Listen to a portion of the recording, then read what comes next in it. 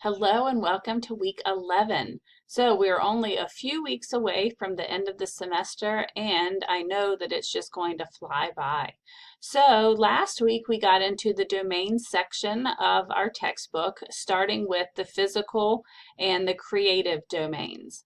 So I hope that you enjoyed the video that I had posted for you to watch, as well as completing the assignment, the journal assignment, in a little bit different way. So one thing I did want to show you each week as we go through these domain sections is how they correlate with the milestones. So if you look at the milestones, you are going to find that, as I mentioned before, that the milestones are set up by colors.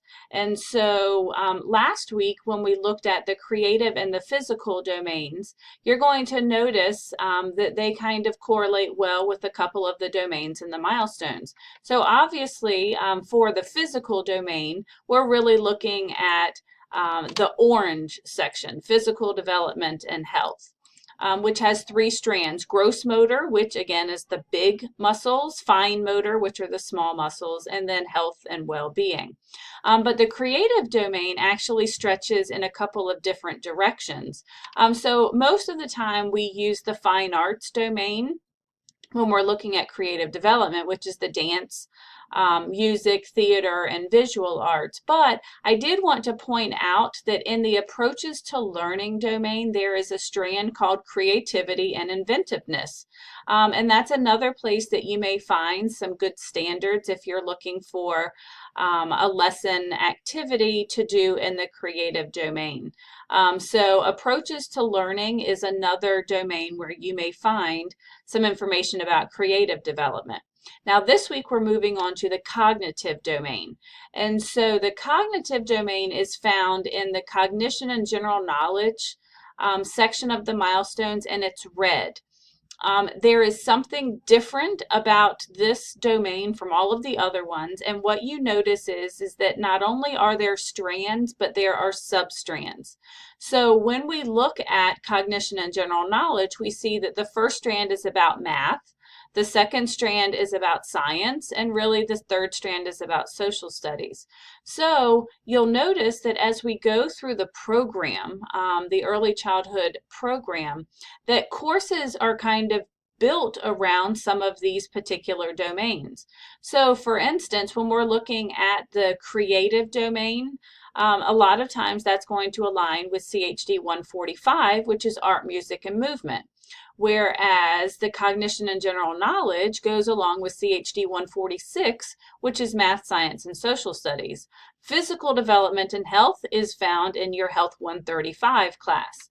So while not every single domain may have one particular class, you are going to find that there are really some good content classes in our program that focus on these domains. So the purpose of going through the domains in CHD 120 is just to give you that basic foundational knowledge, not only of the milestones, but what development looks like in these different developmental domains. So just make sure that when you're looking in the milestones under the cognitive domain, you understand how it's set up, that it really is math, science, and social studies, and each one of those strands has its own set of learning standards in these substrands. So each week when we're going through the domains, I will pull up the table of contents to show you exactly where it's going to align.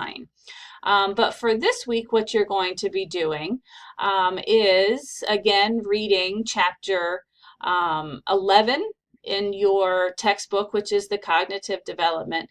This video that I posted for you, if you've never seen this little girl, Brielle, she's brilliant. And so when we're talking about cognitive development, I just think she is the epitome of what we see when you have children who just truly are cognitively gifted.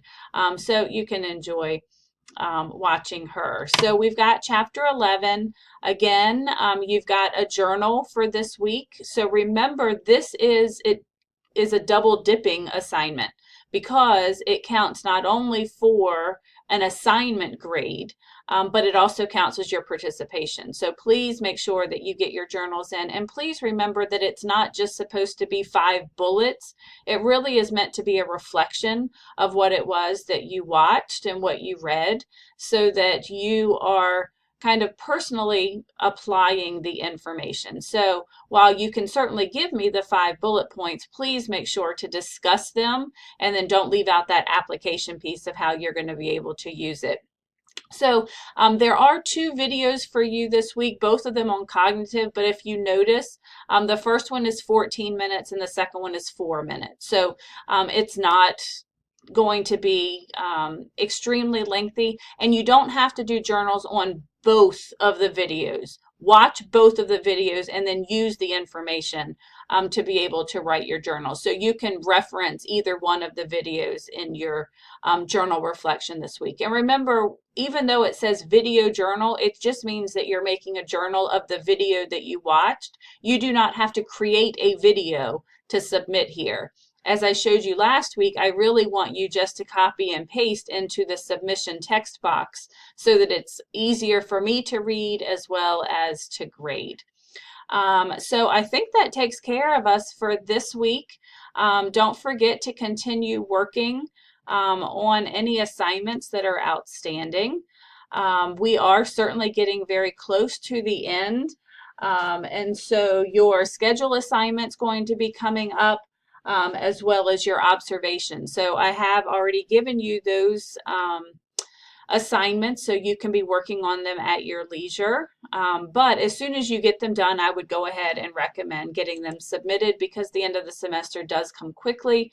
And this, I'm sure, is not the only class that you're taking, and so I don't want things to get jumbled up for you. So when you're done with them, please feel free to go ahead and submit them.